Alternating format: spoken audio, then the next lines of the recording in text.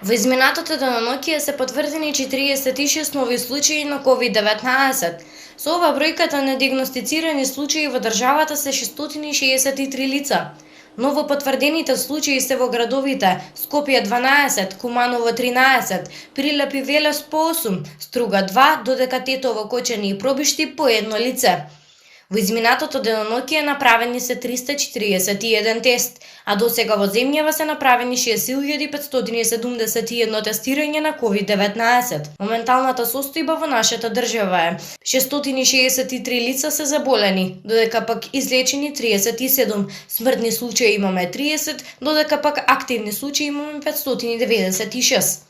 Вчера министерот за здравство доктор Венко Филипче извести дека почина родилка од Куманово на 27 годишна возраст, позитивна на коронавирусот. Со големо жалење информирам дека пред малку почина родилката позитивна на COVID-19 од Куманово на 27 години. Таа на 30 март на клиниката за гинекологија и акушерство во Скопје роди недонесено машко новороденче негативно на вирусот.